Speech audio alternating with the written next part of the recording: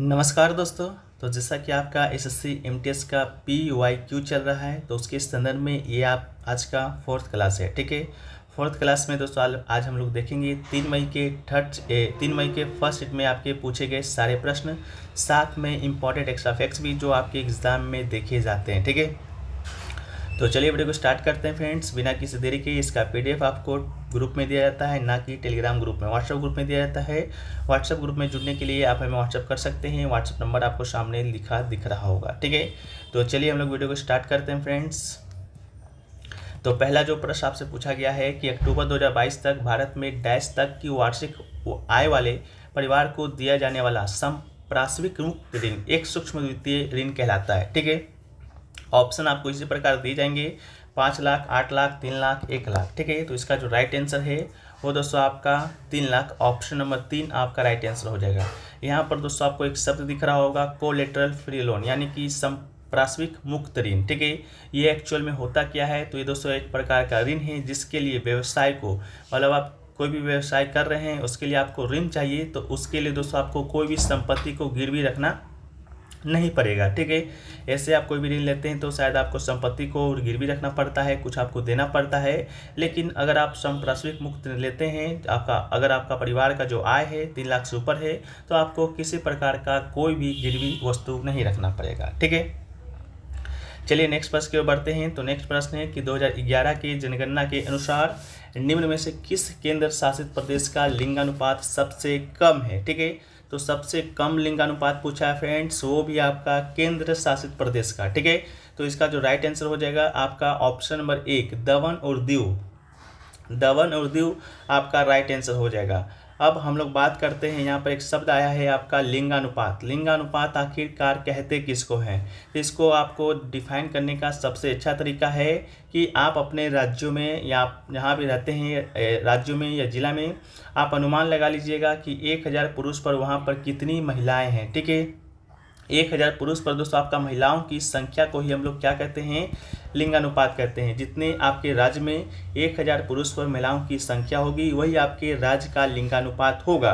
वैसे ही आपका केंद्र शासित प्रदेश दमन दीव का जो लिंगानुपात है वो मात्र आपका 618 है। 618 है, मतलब 618 महिलाएं हैं 1000 पुरुष पर। ठीक है, इसके अलावा सबसे ज़्यादा लिंगानुपात वाला अब आपसे अगर पूछ दिया जाए केंद्र शासित प्रदेश, तो दोस्तों आपका हो जाएगा पुडुचेरी। ठीक है, पुडुचेरी दोस्तों आपका सबसे ज़्यादा लिंगानुपात वाला आपका क्या हो जाएगा? आपका केंद्र शासित प्रदेश हो जाएगा। वहीं पर दोस्तों बात करें भारत के संदर्भ में कि भारत का लिंगानुपात कितना है, तो भारत का जो लिंगानुपात है आपका 943 है। इसके संदर्भ में आप लोग समझ गए होंगे, 943 है किस पर? 1000 पुरुष पर 943 आपका महिला है। इसके अलावा भारत में सबसे ज़्यादा, ठीक है, भारत में सबसे ज़्यादा लिंगानुपात किस राज्य का है? तो ये फ्रेंड्स आपका केरल का है। यहाँ पर दोस्तों आपका 1084 महिलाएं हैं, मतलब कि 84 महिलाएं आपके ज़्यादा ही हैं। ठीक है, इसके अलावा लिंगानुपात की बात करेंगे तो एक होता है दोस्तों बाल लिंगानुपात। बाल लिंगानुपात ये भी आपसे बार बार पूछा जाता है। तो बाल लिंगानुपात क्या होता है? तो बाल लिंगानुपात ये दोस्तों आपका 6 वर्ष ऊपर जितने भी लोग होंगे उसको लिंगानुपात में काउंट किया जाएगा। लेकिन 0 से 6 वर्ष, ठीक है, 0 से 6 वर्ष तक के बच्चे को बाल लिंगानुपात में काउंट किया जाता है। वहीं पर भारत का बाल लिंगानुपात जाने तो वो दोस्तों आपका 914 है। वहीं पर सबसे ज़्यादा बाल लिंगानुपात, ठीक है, सबसे ज़्यादा बाल लिंगानुपात आपका मिजोरम का है, और सबसे कम बाल लिंगानुपात आपका कहाँ का है? तो ये दोस्तों आपका हरियाणा का है। ठीक है, इसको आप लोग याद रख लीजिएगा। ठीक है, नेक्स्ट क्वेश्चन आपसे पूछा गया कि ड्रीम्स ऑफ माय फादर, ठीक है, ड्रीम्स ऑफ माय फादर देश की एक आत्मकथा है। 4 ऑप्शन दिए गए थे: Anne Frank, Benito Mussolini, Benjamin Franklin और बराक ओबामा। ठीक है, तो इसका जो राइट आंसर आपका हो जाएगा ऑप्शन नंबर जो 4 है, बराक ओबामा, इसका राइट आंसर हो जाएगा। बराक ओबामा के विषय में आप लोग को मालूम होगा, ये आपके अमेरिका के पूर्व राष्ट्रपति रह चुके हैं। ठीक है, क्या रह चुके हैं? तो अमेरिका के पूर्व राष्ट्रपति रह चुके हैं। शायद आपसे पूछा जाए कितने क्रम का ये राष्ट्रपति रह चुके हैं, तो ये आपका 44वें क्रम के राष्ट्रपति थे। कितने क्रम का? तो 44वें क्रम का। ठीक है, इसके अलावा ये संयुक्त राज्य अमेरिका के राष्ट्रपति के रूप में चुने जाने वाले पहले एफ्रो अमेरिकी भी थे। ठीक है, क्या थे? पहले एफ्रो अमेरिकी भी थे। ठीक है, इसके अलावा बात करेंगे इनकी पत्नी का इनकी पत्नी से पहले बात कर ले, इनका जो कार्यकाल है कब से कब तक था, तो 2009 से 2017 तक ये क्या थे, आपके राष्ट्रपति 2 कार्यकाल के लिए बने थे। ठीक है, और ये बात करेंगे ये किस पार्टी के थे, तो डेमोक्रेटिक। ठीक है, डेमोक्रेटिक पार्टी के ये आपके बराक ओबामा थे, जो कि आपका थे। जिस तरह आपके प्रधानमंत्री जो नरेंद्र मोदी हैं बीजेपी पार्टी के हैं, राहुल गांधी कांग्रेस पार्टी के हैं, उस प्रकार आपका अमेरिका में भी पार्टी चलती हैं, वहाँ से आपका डेमोक्रेटिक पार्टी से ही आपका बराक ओबामा का संबंध था। ठीक है, इसके अलावा इनकी पत्नी का भी पुस्तक बार एक दो बार पूछा जाता है, तो इनके पत्नी का नाम आपका है मिशेल ओबामा। ठीक है, क्या है, मिशेल ओबामा। इनकी भी कुछ पुस्तकें हैं, ज़्यादा आपको याद रखने की जरूरत नहीं है।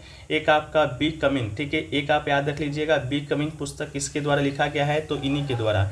एक आपका पुस्तक है अमेरिकन ग्रोन। ठीक है, अमेरिकन ग्रोन, ये भी पुस्तक आपका मिशेल ओबामा जी के द्वारा ही लिखा गया है। अब हम लोग बात कर लेते हैं यूएसए यानी कि संयुक्त राज्य अमेरिका के वर्तमान में राष्ट्रपति कौन है, तो वर्तमान में राष्ट्रपति हैं आपके जो बाइडेन। ठीक है, जो बाइडेन आपके वर्तमान में राष्ट्रपति हैं, जो कि क्रम कितना है, तो आपका 46वां क्रम इनका है। ठीक है, इसके अलावा ये कौन से पार्टी के हैं, तो ये भी आपका डेमोक्रेटिक पार्टी से ही हैं। ठीक है, इसके अलावा बराक ओबामा के द्वारा आपका ड्रीम्स ऑफ फादर के अलावा और भी पुस्तक लिखा गया है, जैसे कि द ओडेसिटी ऑफ होप। ठीक है, द ओडेसिटी ऑफ होप, ये भी पुस्तक आपका बराक ओबामा जी के द्वारा।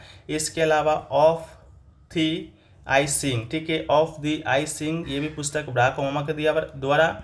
एक आपका change we can believe in. ठीक है, change we can believe in, ये तीनों पुस्तक, एक आपका ड्रीम्स ऑफ माय फादर, ये चारों पुस्तक आपका बराक ओबामा जी के द्वारा ही लिखा गया है। ठीक है, नेक्स्ट क्वेश्चन की बात करेंगे तो पूछा गया है आपका कि निम्नलिखित में किस गीत की रचना है प्रसिद्ध संगीतकार भारतीय संगीतकार राहुल देव बर्मन ने किया है। ठीक है, तो ये गाना है आप सुने होंगे शोले फिल्म का, ये दोस्ती हम नहीं तोड़ेंगे। ठीक है, ये जो फिल्म है इसके जो आपके संगीतकार है यानी कि निर्देशन यानी कि डायरेक्टर थे इस गाना का, ये आपके कौन थे, तो राहुल देव बर्मन भी थे। ठीक है, इसके अलावा ये फिल्म की बात करेंगे तो ये फिल्म आपका एक शोले आया था 1975 में। ठीक है, 1975 में एक शोले आया था, जिसमें अमिताभ बच्चन और धर्मेंद्र जी ने रीड रोल निभाया था। उसी में ये गाना है जो कि गाया गया था। आप लोग सुने होंगे, कौन कौन सुने हैं कमेंट सेक्शन में बता दीजिएगा।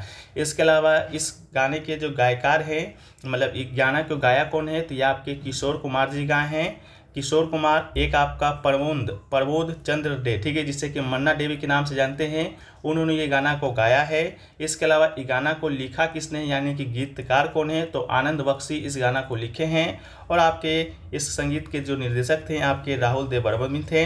ये फिल्म जो आई थी आपके शोले, इसमें आपके कौन कौन थे, अमिताभ बच्चन, धर्मेंद्र, संजीव कुमार, हेमा मालिनी, जया बच्चन, सभी लोग इस फिल्म में अभिनय किए थे। इसके अलावा राहुल देव बर्मन को एक आपका उपनाम है जो कि बहुत बार पूछा जा चुका है, पंचम दा। ठीक है, ये पूछा जाता है कि पंचम जो दा है आपका किसका उपनाम है, तो राहुल दा का ही उपनाम है, राहुल देव बर्मन का ही उपनाम है। एवं राहुल देव बर्मन की पत्नी का क्या नाम है, तो इनके पत्नी का नाम दोस्तों आपके आशा भोसले। आशा भोसले को आप लोग जानते होंगे, वो आशा भोसले के जो पति हैं वो आपके राहुल देव बर्मन ही हैं। ठीक है, नेक्स्ट क्वेश्चन पूछा गया फ्रेंड्स कि बैटरी में किस प्रकार का जो ऊर्जा होता है रूपांतरण होता है। ठीक है, तो बैटरी में दोस्तों आपका ऑप्शन नंबर जो 2 है, रासायनिक ऊर्जा का विद्युत ऊर्जा में रूपांतरण होता है। ठीक है, तो आपका राइट आंसर हो जाएगा। बैटरी क्या है, तो एक उपकरण है जो कि रासायनिक ऊर्जा को संग्रहित करता है और इसे विद्युत ऊर्जा में बदल देता है। इसके अलावा बैटरी के आविष्कार की बात करेंगे तो बैटरी का आविष्कार किसने किया था, तो एलेक्जेंड्रो वोल्टा। ठीक है, एलेक्जेंड्रो वोल्टा ने दोस्तों आपका बैटरी का जो आविष्कार है जिसने किया था। ठीक है, यह कहाँ के वैज्ञानिक थे, तो आपका इटली के वैज्ञानिक थे। ठीक है, इसको याद रखिएगा। नेक्स्ट आपका है कि पुदुमई पेन योजना है जो कि किस राज्य सरकार के द्वारा शुरू किया गया था। ठीक है, तो पुदुमई जो पेन योजना है वो दोस्तों आपका तमिलनाडु राज्य सरकार के द्वारा शुरू किया गया था। ठीक है, बात कर लेते हैं पुदुमई ये पेन जो योजना है आपका क्या थी, तो ये आपका जो सरकारी स्कूल होता है सभी राज्यों में, उस प्रकार तमिलनाडु में भी एक सरकारी स्कूल होगा, उसमें पढ़ने वाली 5वीं से लेकर 12वीं तक। ठीक है, कब से कब तक, 5वीं से लेकर 12वीं तक पढ़ने वाली छात्राओं यानी कि लड़कियों को स्नातक या डिप्लोमा पूरा करने के लिए 1,000 रुपये का मासिक सहायता प्रदान किया जाएगा। ठीक है, इसके अलावा तमिलनाडु के मुख्यमंत्री कौन है वर्तमान में, तो आपके MK स्टालिन है, ठीक है। इन्होंने इस योजना को शुरू किया था, इस एक कार्यक्रम के तहत। उस कार्यक्रम में आपके दिल्ली के मुख्यमंत्री अरविंद केजरीवाल भी आए हुए थे, ठीक है। उन्हीं की उपस्थिति में पुदुमई पेन योजना का जो शुभारंभ है MK स्टालिन के द्वारा तमिलनाडु में किया गया था छात्राओं के लिए, ठीक है। नेक्स्ट क्वेश्चन है आपका रामप्पा मंदिर है जो कि किस देवता को समर्पित है, ठीक है।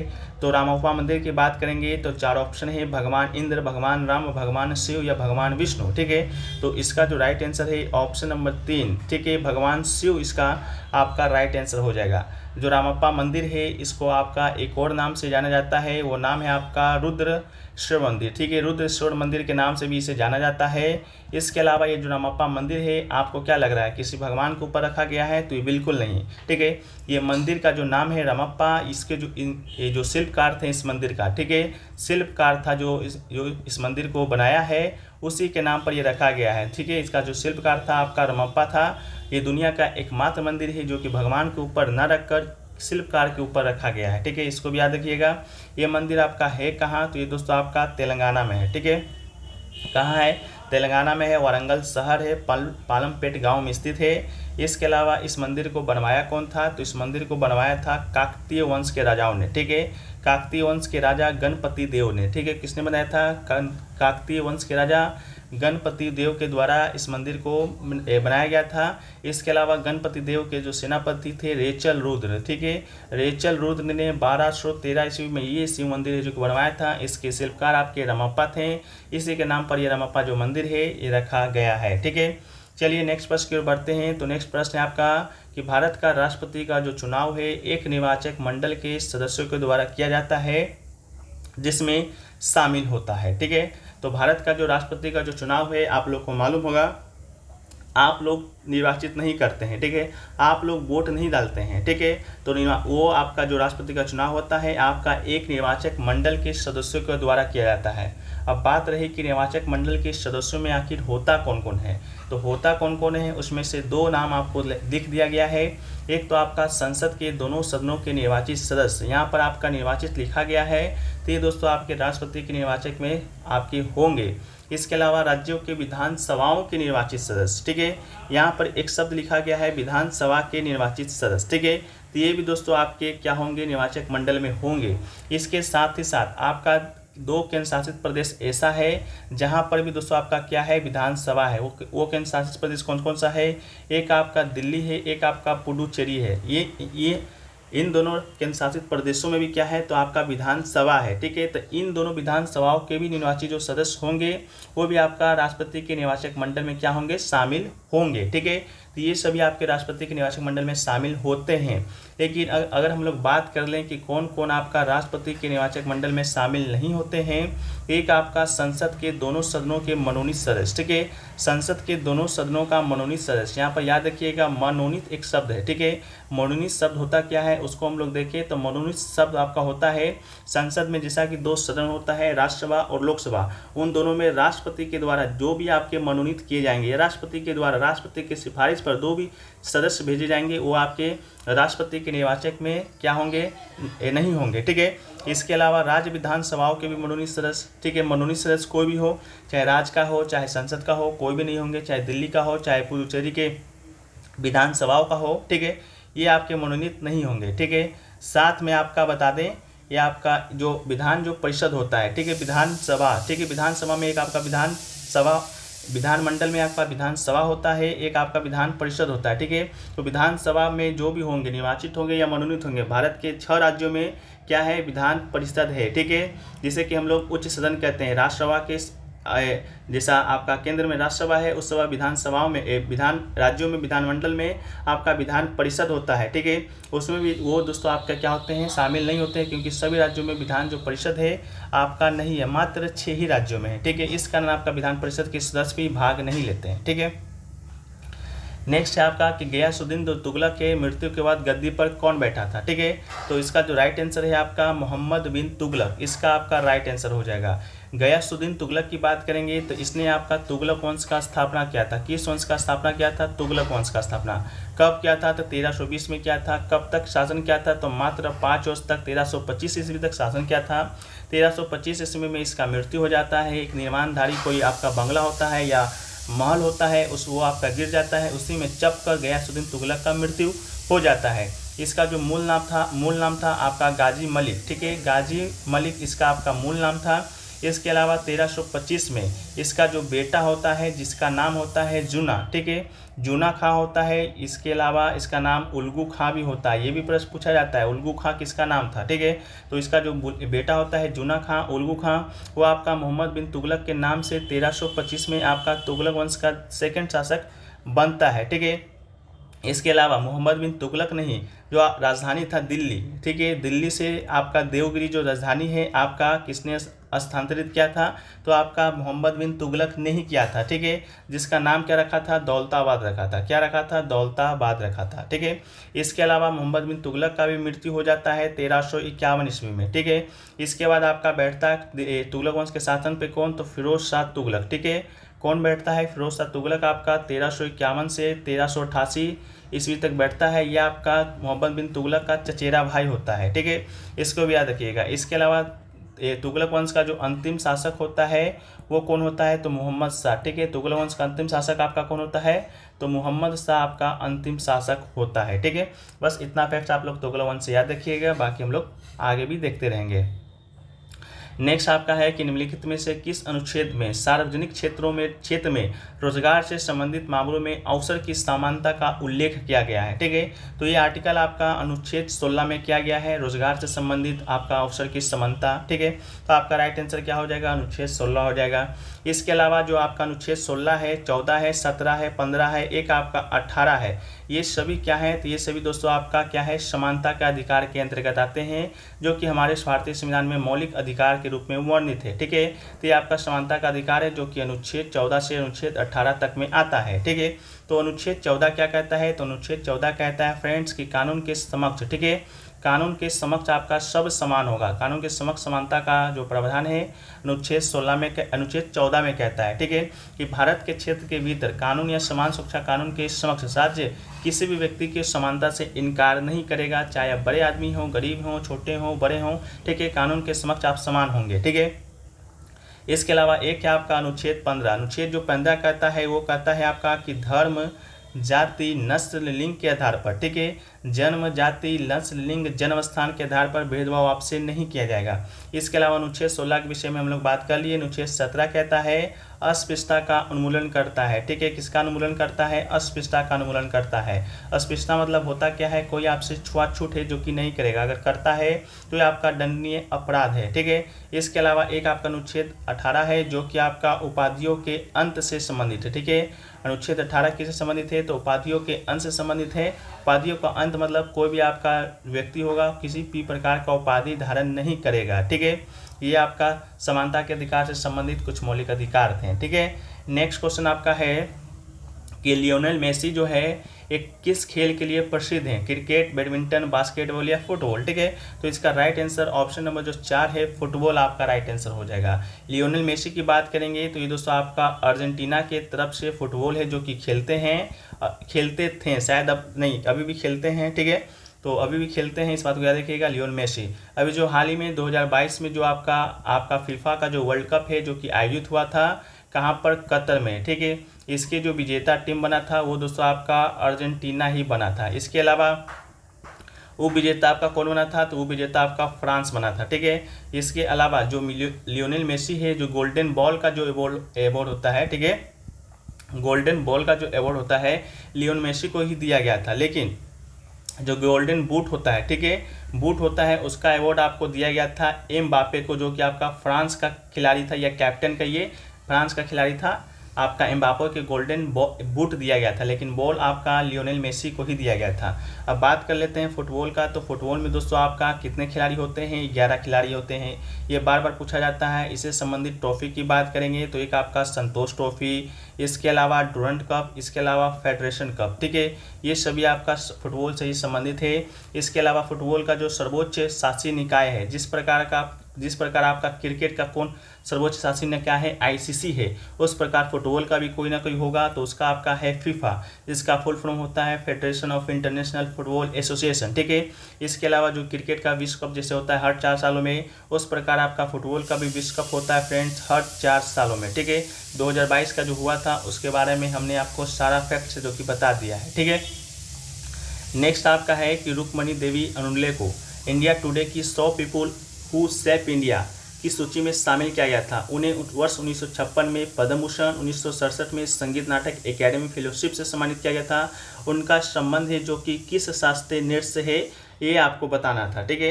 तो इनका जो संबंध है आपका ऑप्शन नंबर 3 भरतनाट्यम शास्त्रीय नृत्य से है। तो राइट आंसर आपका भरतनाट्यम हो जाएगा, जो कि फ्रेंड्स आपका तमिलनाडु का शास्त्रीय नृत्य है। ऑप्शन में कथकली दिया गया है, जो कि आपका आंध्र प्रदेश का है। मणिपुरी दोस्तों आपका मणिपुर का शास्त्रीय नृत्य है, ठीक है।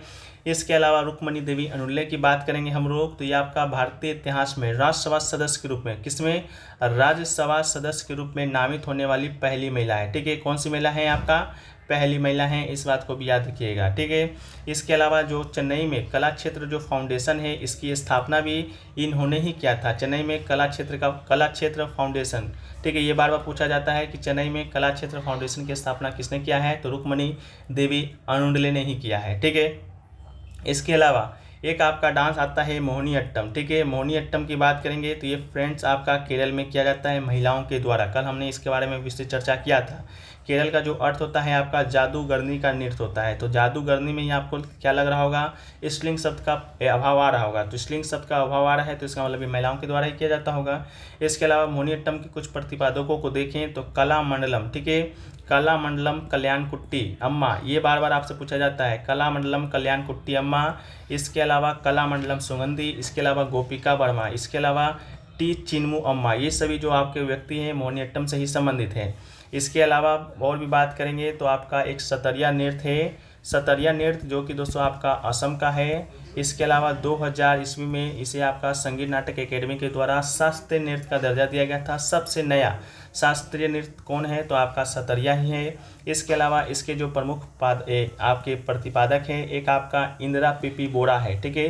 कौन है? इंदिरा पीपी बोरा है, जो कि कल ही परसों आपका चेसल के एग्जाम में पूछा गया है। इसके अलावा एक आपका है मणिराम दत्ता मुक्तिया, एक है आपका गुरु जतिन स्वामी, इसके अलावा एक आपका श्रीमंत शंकर देव। ये सभी जो आपके प्रतिपादक हैं ये आपका सतरिया नृत्य से ही है, ठीक है। एक आपका नृत्य है कथक, जो कि आपका उत्तर यूपी का आपका शास्त्रीय नृत्य है, ठीक है। यह आपका हिंदू मुस्लिम दोनों सांस्कृतिक तत्वों के कारण अद्वितीय है। इसके अलावा इसके कुछ प्रतिपादक हैं, जैसे कि आपके शंभू महाराज जी हो गए, लच्छू महाराज जी हो गए, एक आपके सितारा देवी जी हैं, एक आपके बिरजू महाराज जी हैं। ये सभी जो प्रतिपादक हैं ये आपका ओडिसी नृत्य से ही संबंधित है, ठीक है। नेक्स्ट क्वेश्चन की बात करेंगे फ्रेंड्स, तो आपका है कि निम्नलिखित में से कौन सा विटामिन का सबसे बड़ा स्रोत है, ठीक है। तो इसका जो राइट आंसर हो जाएगा विटामिन सी का पूछा गया है। तो विटामिन सी का जो सबसे बड़ा जो स्रोत है वो आपका ऑप्शन नंबर जो 1 है नींबू, ठीक है। नींबू आपका इसका राइट आंसर हो जाएगा। बात कर लें विटामिन सी की कमी से दोस्तों आपका कौन सा रोग होता है? तो अस्कर्वी जो रोग होता है विटामिन सी की कमी से होता है, ठीक है। ये आपका फलों और सब्जियों में पाया जाता है, लेकिन ज़्यादातर खट्टे फल जैसे कि संतरा हो गया, संतरे का रस हो गया, काली मिर्च हो गया, स्ट्रॉबेरी हो गया, काले करंट हो गया, ब्रोकोली हो गया, आलू हो गया, ये सभी में आपका विटामिन सी है जो कि पाया जाता है। इसके अलावा विटामिन ए की बात करेंगे तो ये दोस्तों आपका कहाँ कहाँ पाया जाता है? पनीर में, खजूर में, पालक में, इसके अलावा गाजर में, मक्खन में। और इसकी कमी से दोस्तों आपका कौन सा रोग होता है? तो आपका रतौंधी रोग होता है। इसके अलावा विटामिन बी की बात करेंगे तो इसके B1 की बात करेंगे तो इसकी कमी से आपका बेरी रोग होता है। B2 भी है, B3 भी है। इसके अलावा विटामिन डी की हम लोग बात कर लेते हैं तो विटामिन डी की कमी से दोस्तों आपका सूखा रोग होता है, ठीक है। ये आपका जो सूरज का जो रोशनी होता है उससे भी आपका विटामिन डी है जो कि मिलता है। इसके अलावा विटामिन ई की कमी से दोस्तों आपका दुल्लों में ये बहुत ही दुर्लभ है। नवजात शिशुओं में हेमोलिटिक एनीमिया यानी कि रक्त कोशिकाओं को नष्ट कर देता है। ठीक है, चलिए नेक्स्ट प्रश्न की ओर बढ़ते हैं। तो नेक्स्ट प्रश्न है आपका मेगास्थनीज है। मेगास्थनीज के दरबार में एक यूनानी राजदूत था। ठीक है, तो पूछा गया है कि मेगास्थनीज के दरबार में कौन सा आपका यूनानी राजदूत था। ठीक है, तो इसका जो राइट आंसर है फ्रेंड्स वो आपका क्या हो जाएगा, ऑप्शन नंबर 1 चंद्रगुप्त मौर्य। ठीक है, चंद्रगुप्त मौर्य आपका इसका राइट आंसर हो जाएगा। ठीक है, हम लोग बात करते हैं मेगास्थनीज का। तो ये आपका राजदूत था, यूनानी राजदूत था। तो किसका राजदूत था। ठीक है, ये दोस्तों आपका सेल्यूकस निकेटर का राजदूत था, जो कि चंद्रगुप्त मौर्य के दरबार में आया था। चंद्रगुप्त मौर्य के विषय में आप लोगों को मालूम होगा, मौर्य वंश का संस्थापक था, जिसे नंद वंश के अंतिम राजा घनानंद को हराकर मौर्य वंश का स्थापना है जो कि किया था। ठीक है, इसके अलावा बात कर लेते हैं मौर्य वंश का। तो मौर्य वंश का पहला शासक आपका चंद्रगुप्त था। उसके बाद आपका सेकंड शासक आपका आता है बिंदुसार। बिंदुसार के पास बाद आपका थर्ड शासक आता है अशोक, जो कि बहुत ही महान होता है, जिसे अशोक महान कहा ही जाता है। जो ठीक है, ये आपका 268 ईसा पूर्व में आता है, 232 ईसा पूर्व तक आपका शासन करता है। अशोक ने एक आपका कलिंग का युद्ध किया था, बहुत ही प्रसिद्ध युद्ध था, अंतिम युद्ध भी था। इसके अलावा एक आपका है समुद्रगुप्त। समुद्रगुप्त की बात करेंगे तो भारत का नेपोलियन किसे कहा जाता है, तो ये दोस्तों आपका समुद्रगुप्त को ही कहा जाता है। ठीक है, नेक्स्ट आपका है कि निम्नलिखित में से कौन सा विद्रोह है 1855 से 56 के बीच में हुआ था। तो ऑप्शन नंबर जो 1 है संथाल विद्रोह, इसका राइट आंसर हो जाएगा। ये जो संथाल विद्रोह है पहले आपका 1855-56 आपका बिहार में ही था, झारखंड। तो बिहार के राजमहल पारियों में अब झारखंड में हो गया है। ये संथाल जनजाति के द्वारा है जो कि किया गया था अंग्रेजों और जमींदारों के खिलाफ। ठीक है, इसके अलावा संथाल विद्रोह का जो नेतृत्व है कौन कर रहा था, तो सिंधु और कान्हू। ठीक है, सिंधु और कान्हू ने किया था, इसको भी याद रख लीजिएगा, सिंधु और कान्हू। ठीक है, 1855 से 56 के दौरान। इसके अलावा इसके बाद आपका एक ऑप्शन है कोल विद्रोह, जो कि दोस्तों आपका कब हुआ है, तो 1929 से 1939 तक में हुआ था। कहाँ पर हुआ है, तो छोटा नागपुर में हुआ था। ठीक है, ये आपका स्वदेशी विद्रोह था। इस विद्रोह में दोस्तों आपका बुद्धू भगत, इसके अलावा मदरा महतो, ये सभी आपका इस कोल विद्रोह का कर रहे थे। ठीक है, इसके अलावा एक आपका है रामोशी विद्रोह, जो कि आपका 1922 में हुआ था। यह विद्रोह पूना में हुआ था। कहाँ पर हुआ था, पूना में। एक आपका रामोशी जनजाति था, उसी के द्वारा अंग्रेज के खिलाफ किया गया था। एक आपका है पाइका विद्रोह, जो कि आपका 1817 में हुआ था। ये दोस्तों आपका कहाँ पर हुआ था, उड़ीसा में हुआ था। पाइका विद्रोह कहाँ हुआ था, उड़ीसा में हुआ था। इसके जो नेतृत्वकर्ता थे वो आपके बख्शी जंगबंधु विद्याधर थे। कौन कौन थे, बख्शी जंगबंधु विद्याधर के नेतृत्व में ये विद्रोह आपका हुआ था। ठीक है, इसके अलावा नेक्स्ट क्वेश्चन आपसे पूछा गया है कि काई और लाइकेन है जो कि किस प्रकार के वनों में पाए जाते हैं। तो काई और लाइकेन है जो कि आपका टुंड्रा वन में पाया जाता है। टुंड्रा वनस्पति छोटी झाड़ियों, सेज और घास और लकाई लाइकेन से बनी होती है। इसका जो जलवायु होता है, सबसे गर्म महीने का औसत जो तापमान होता है आपका 0 डिग्री सेल्सियस और सबसे कम आपका 10 डिग्री सेल्सियस होता है। इसके अलावा टुंड्रा जो वन होता है उसका जो भूमि होता है अधिकांश समय बर्फ से ही ढका रहता है। ठीक है, नेक्स्ट आपका है कि कोशिका के किस घटक में कोशिका का आनुवंशिक पदार्थ डीएनए होता है। तो केंद्रक आपका इसका राइट आंसर हो जाएगा। ठीक है, इसके अलावा बात कर ले डीएनए का, तो डीएनए का जो फुल फॉर्म होता है डीऑक्सी राइबो न्यूक्लिक एसिड आपका इसका फुल फॉर्म होता है। इसका जो पहली बार जो खोज है 1869 में हुआ था। एक स्विस जीव वैज्ञानिक थे जोहान्स फ्रेडरिक मिशन ने किया था। ठीक है, नेक्स्ट क्वेश्चन है कि सिख सुधारकों के द्वारा अपने धार्मिक स्थलों में धीरे धीरे फैल रही सामाजिक कुरीतियों को हटाकर उन्हें शुद्ध करने के लिए क्या शुरुआत किया गया था। तो ऑप्शन नंबर 1 जो अकाली आंदोलन है वो आपका शुरू किया गया था 1920 ईस्वी में। कहाँ पर, पंजाब में। ठीक है, अकालियों का जो मुख्य उद्देश्य था उन गुरुद्वारों या सिखों और तीर्थस्थलों के प्रबंधन में सुधार करना था, जो कि पुजारी या महंतों के नियंत्रण में था और उन्हें जो अपनी निजी संपत्ति मानते थे। ठीक है, इसके अलावा 1925 में एक आपका कानून पारित होता है जिसे शिरोमणि गुरुद्वारा प्रबंधक समिति को गुरुद्वारा के प्रबंधन का अधिकार दे दिया जाता है। ठीक है, नेक्स्ट आपका है बैसाखी का जो प्राचीन कृषि उत्सव है किस महीने में मनाया जाता है। तो बैसाखी का जो उत्सव है आपका अप्रैल माह में मनाया जाता है। अप्रैल माह में पूछेगा कब से कब तक, तो 13 से 14 अप्रैल तक। ठीक है, इसके अलावा जो बैसाखी है का बसंत ऋतु का प्रतीक माना जाता है। किसको, बैसाखी को माना जाता है। इसके अलावा ये जो बैसाखी है आपका होता कहाँ पर है, तो मुख्य रूप से पंजाब और कुछ क्षेत्रों में हरियाणा में भी ये जो बैसाखी का त्यौहार है आपका किया जाता है। नेक्स्ट क्वेश्चन है आपका कि दक्कन का जो पठार है भारत में एक त्रिकोणीय भूभाग है जो कि डैश नदी में स्थित है। ठीक है, तो दक्कन का जो पठार है तो फ्रेंड्स वो आपका किस नदी के दक्षिण में स्थित है, तो ऑप्शन नंबर 1 नर्मदा नदी के दक्षिण में स्थित है। इसका जो आपका आकार है, जैसा कि आपके क्वेश्चन में ही दिख रहा होगा, त्रिकोणीय है, ठीक है। यह आपका दक्षिण में नर्मदा नदी से घिरा हुआ है। उत्तर में बात करेंगे तो उत्तर में दोस्तों आपका सतपुड़ा, उत्तर में किससे घिरा हुआ है, तो सतपुड़ा से घिरा हुआ है। दक्षिण में नर्मदा नदी से। इसके अलावा पठार पूर्व व पश्चिम में घाटों से घिरा हुआ है, ठीक है, जो पठार के दक्षिण सिरे पे मिलता है। इसका उत्तरी छोर सतपुड़ा श्रेणी में है। उत्तरी छोर याद रखिएगा, दक्षिणी आपसे पूछा जा चुका है। इसके अलावा इसे आप मैप के माध्यम से भी देख सकते हैं। ये आपका जो दक्कन जो प्लेट्यू है, इसके अलावा ये आपका उत्तर में सतपुड़ा से है। इसके अलावा इसके जो दक्षिण में होगा वो आपका कहीं पर नर्मदा नदी बह रहा होगा, ठीक है। इसको आप मैप्स के माध्यम से भी देख सकते हैं। नेक्स्ट है कि भारत में पहला उच्च न्यायालय है जो कि डैश में स्थापित किया गया था। तो पहला उच्च न्यायालय आपका सन 1862 में स्थापित किया गया था। अगर आपसे पूछा जाए कहाँ पर, तो ये फ्रेंड्स आपका कलकत्ता में स्थापित किया गया था। कलकत्ता में स्थापित किया गया था, ठीक है। कहाँ पर, फोर्ट विलियम में न्यायिक उच्च न्यायालय कहा जाता है। इसके अलावा इसे आपका भारतीय उच्च न्यायालय अधिनियम 1861 के तहत 1862 में 1 जुलाई को स्थापित किया गया था। इसके अलावा इसके जो मुख्य न्यायाधीश के रूप में कार्य किए थे पहली बार, वो आपका कौन किए थे, सर बांस पीकॉक, ठीक है। सर बांस पीकॉक आपके इस उच्च न्यायालय के पहले मुख्य न्यायाधीश थे।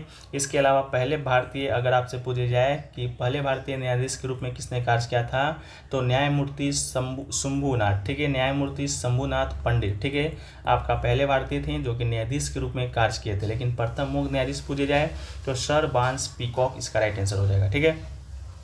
नेक्स्ट आपका कि 22 जनवरी 2022 में भारत के डैश के साथ USD 374.96 मिलियन के अपने सबसे बड़े रक्षा निर्यात ऑर्डर पर हस्ताक्षर किया है। कौन सा देश किया है, तो आपका फिलीपींस जो कि किया है, ठीक है, फिलीपींस किया है। जनवरी 2022 में भारत ने ब्रह्मोस सुपरसोनिक क्रूज मिसाइल के तट आधारित एंटी शिप संस्करण की 3 बैटरियों की आपूर्ति के लिए फिलीपींस के साथ 374.96 मिलियन अमेरिकी डॉलर का समझौता पर क्या किया है, हस्ताक्षर किया है, जो फिलीपींस का सबसे बड़ा निर्यात आदेश है, ठीक है। नेक्स्ट आपका है कि राष्ट्रमंडल खेल 2022 में बजरंग पुनिया ने किस खेल में स्वर्ण पदक जीता है, ठीक है। तो बजरंग पुनिया का संबंध किस खेल से था, तो आपको कुश्ती आपको लगाना था। ऑप्शन नंबर 3 आपका राइट आंसर हो जाएगा। बात कर लेते हैं राष्ट्रमंडल खेल 2022 का।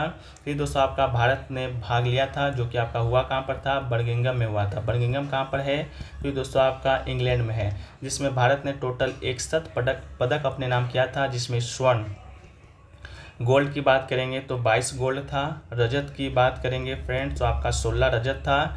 इसके अलावा कांस्य पदक की बात करेंगे तो कांस्य पदक आपका 23 था, ठीक है। तो ये आपका भारत का कॉमनवेल्थ 2022 में जीता हुआ पदकों था। इसमें से प्रथम पदक की बात करेंगे तो संकेत सरगर, ठीक है, संकेत सरगर आपका कॉमनवेल्थ गेम्स में भारत की तरफ से पदक जीतने वाला पहला आपका खिलाड़ी था, जो कि 55 kg वेट लिफ्टिंग में आपका रजत पदक अपने नाम किया था, ठीक है। नेक्स्ट क्वेश्चन आपका है कि 1989 में राष्ट्रीय ग्रामीण रोजगार कार्यक्रम है डैश को शामिल किया गया था। तो जोहार रोजगार योजना इसका राइट आंसर हो जाएगा। जोहार रोजगार योजना 1 अप्रैल 1989 को शुरू होता है। इसका उद्देश्य क्या था, तो इसका उद्देश्य था कि भारत के ग्रामीण और अधिकांश पिछड़े इलाकों में रहने वाले लोगों को 90 से 100 दिनों का रोजगार की सुविधा मिले, ठीक है। इसके अलावा नेक्स्ट आपका है सुग्गी, जो आपका डांस है या लोक नृत्य है, भारत के डैश राज्य में किया जाता है। तो सुग्गी है जो कि आपका कर्नाटक राज्य में किया जाता है। तो राइट आंसर आपका कर्नाटक हो जाएगा।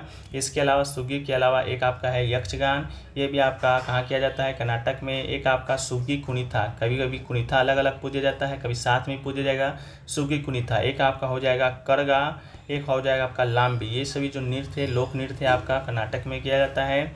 इसके अलावा हम लोग बात करेंगे छत्तीसगढ़ का।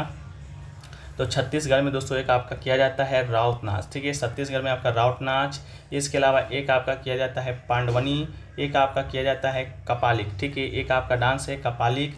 इसके अलावा भी है आपका भरथरी, ठीक है, भरथरी चरित्र। इसके अलावा है एक आपका चंदनानी, ठीक है, चंदनानी है। एक आपका है गोरमारिया, ठीक है, गोरमारिया। ये सभी नृत्य आपका कहाँ किया जाता है, छत्तीसगढ़ में किया जाता है। इसके अलावा ऑप्शन में एक आपका है सिक्किम, तो सिक्किम में एक आपका किया जाता है सिंघी शाम, बार बार पूछा जाता है ये वाला भी सिंघी शाम। एक आपका होता है याक छाम।